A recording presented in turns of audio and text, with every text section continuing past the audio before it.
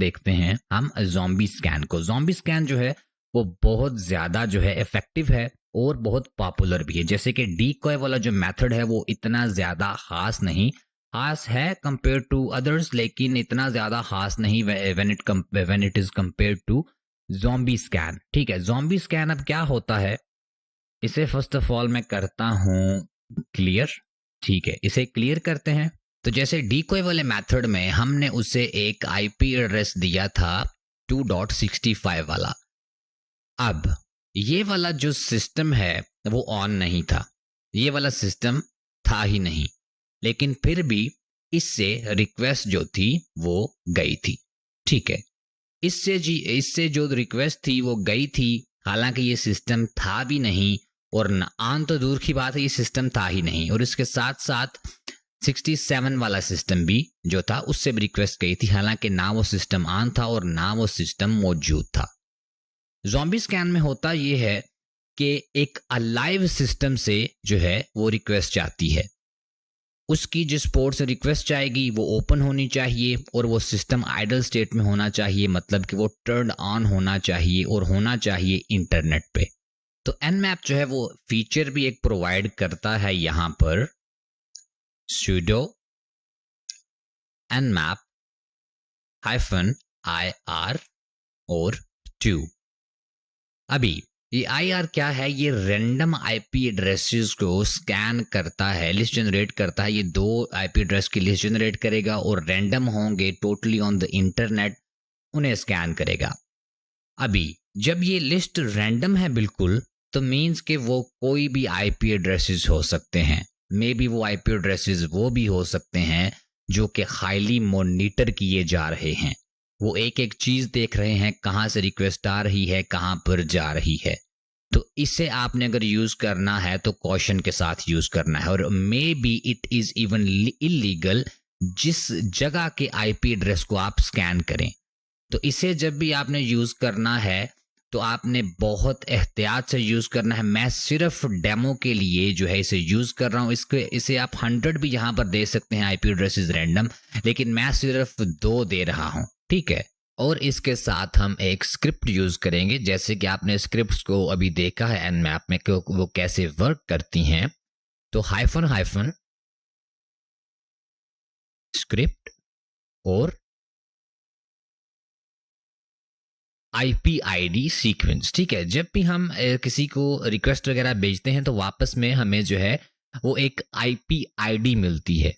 ठीक है, तो उसमें 3 चीज़ें होती हैं, जैसे कि अभी अगर मैं स्कैन करता हूँ, या वो 0 होता है, या वो इंक्रीमेंटल होता है, या वो डिक्रीमेंटल होता है। ठीक है, ये जो स्क्रिप्ट आएगी इसका रिजल्ट यहाँ इंक्रीमेंटल आएगा, या डिक्रीमेंटल आएगा, या फिर 0 आएगा।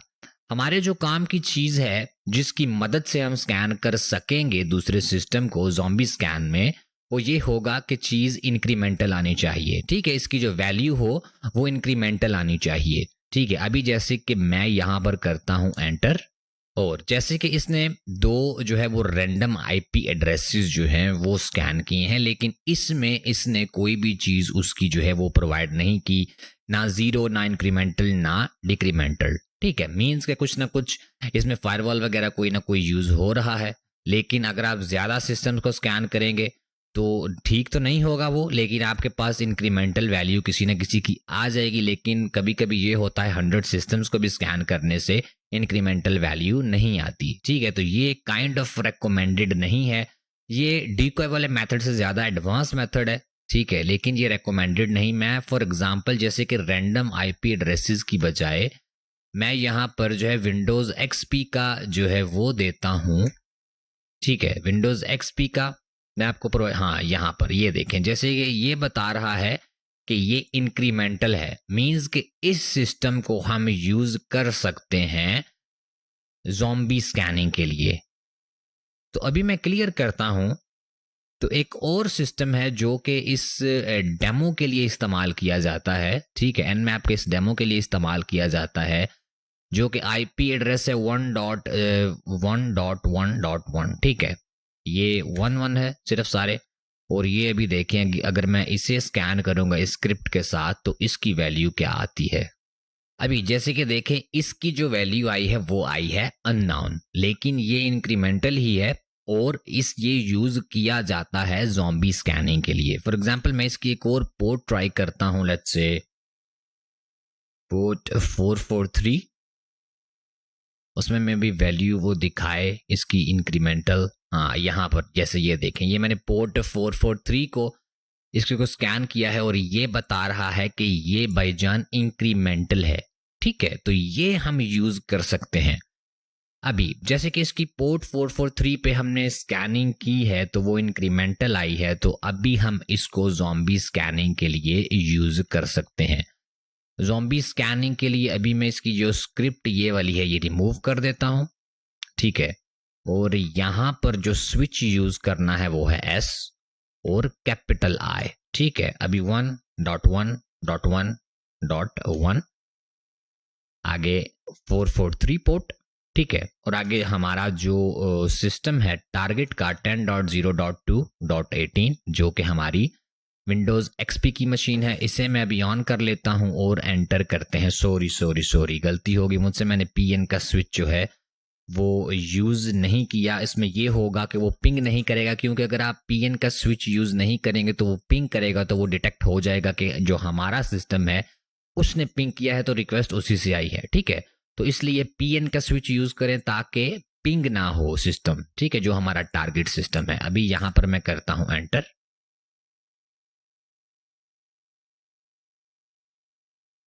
और जैसे कि देखें ये बता रहा है हमें इन्फॉर्मेशन इसकी मिली है वापस। ठीक है, करेक्ट मिली है इन्फॉर्मेशन। ये बता रहा है ये आइडल स्कैन हुआ है यूजिंग ज़ॉम्बी, ये वाला आईपी जो है यूज हुआ है और इस पोर्ट से। ठीक है, क्लास इसकी इंक्रीमेंटल ये बता रहा है।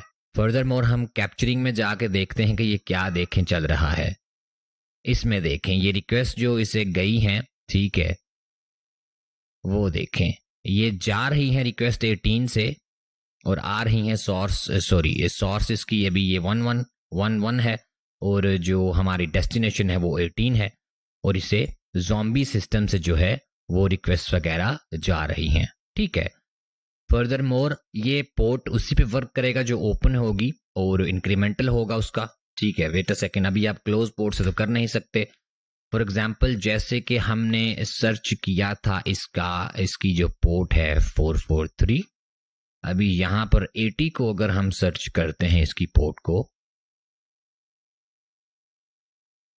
तो ये देखें ये बता रहा है जो पोर्ट इसकी 80 है वो फिल्टर्ड है, और इसने इसका ये भी नहीं बताया कि इंक्रीमेंटल है या नहीं है। ठीक है, तो जैसे कि अभी मैं 443 को अगर दोबारा करता हूं तो इसका ये बताएगा कि ये वाली जो पोर्ट है ये ओपन है और ये इंक्रीमेंटल है इसकी। ठीक है, आईपी आईडी इसकी जो है वो इंक्रीमेंटल है और इसे हम यूज कर सकते हैं ज़ॉम्बी स्कैनिंग के लिए। लेकिन वन मोर मैं थिंग आपको बता दूं, वो ये होगा कि अगर आप इस सिस्टम को यूज करेंगे, जो हमने ये 1-1 वाला सिस्टम यूज किया है, तो एक दफा स्कैन के बाद ये थोड़ी देर के लिए आपकी रिक्वेस्ट जो होगी वो ब्लॉक कर देगा। ठीक है, लेकिन थोड़ी देर बाद जो रिक्वेस्ट होंगी दोबारा इसकी जो है आप इसे यूज कर सकेंगे ज़ॉम्बी स्कैनिंग के लिए। लेकिन थोड़ी देर के बाद आप इसे दोबारा यूज कर सकेंगे ज़ॉम्बी स्कैनिंग के लिए। लेकिन ये सिर्फ डेमो के लिए है। ठीक है, इसे आप यूज ना करें। ठीक है, ये सिर्फ डेमो के लिए मैंने आपको बताया है कि ज़ॉम्बी स्कैनिंग कैसे वर्क करती है। ठीक है, और एन मैप के ज़ॉम्बी स्कैनिंग के डेमो के लिए इसे ही यूज किया जाता है, तो ये यूज आप नहीं कर सकते एक किस्म का, ये सिर्फ डेमो के लिए है। ठीक है, तो नेक्स्ट हम बात करते हैं पोर्ट्स को चेंज करने की। जैसे कि फॉर एग्जांपल एन मैप जो पोर्ट्स यूज करता है वो रैंडम होती हैं। ठीक है, जिससे वो रिक्वेस्ट भेजता है वो रैंडम होती हैं, और फायरवॉल्स को पता होता है कि जो स्कैनर्स होते हैं वो किस तरह की पोर्ट्स यूज करते हैं, तो वो उन्हें ब्लॉक कर देते हैं, या फिर वो कुछ स्पेसिफिक पोर्ट्स होती हैं जिनसे कनेक्शन को वो अलाउ करते हैं, बाकी पोर्ट्स को वो ब्लॉक कर देते हैं। ठीक है, तो जैसे कि हमने मैक एड्रेस को देखा था, स्पूफिंग ऑफ मैक एड्रेस। ठीक है, उसमें एक और मशीन का मैक एड्रेस हम डाल सकते थे। इस तरह हम कोई स्पेसिफिक पोर्ट से सारी रिक्वेस्ट जो है वो एन मैप के थ्रू भेज सकते हैं। ठीक है, टारगेट सिस्टम पे, क्योंकि कुछ पोर्ट्स होती हैं जो कि फायरवॉल्स अलाउ करते हैं, जैसे कि 53। ठीक है, तो हम जो है उससे स्कैनिंग कर सकते हैं एक स्पेसिफिक पोर्ट डाल के, जो भी रिक्वेस्ट जाए वो इसी पोर्ट से जाए। तो उसके लिए फर्स्ट ऑफ ऑल यहां पर मैं टाइप करता हूं sudo nmap --- source hyphen port, और यहाँ पे जैसे फॉर एग्जांपल मैं 53 पोर्ट जो है वो रख देता हूँ, ठीक है। और टारगेट में 10.0.2.18 जो कि हमारी XP की मशीन है, ठीक है, वो होगी। और फर्दर मोर इसे मैं पैकेट कैप्चरिंग को ऑन कर लेता हूँ और यहाँ पे करते हैं एंटर। अभी ये देखें, यहाँ पर मैं इसे करता हूँ क्लोज, स्टॉप, और यहाँ पर देखें रिक्वेस्ट जो जा रही हैं वो 53 पोर्ट से सारी रिक्वेस्ट जा रही हैं, और जो भी रिक्वेस्ट आ रही हैं वो सारी 53 पोर्ट से आ रही हैं, ठीक है। तो फायरवॉल्स को इवेट करने के लिए ये भी बहुत इफेक्टिव मेथड है, ठीक है। उसके बाद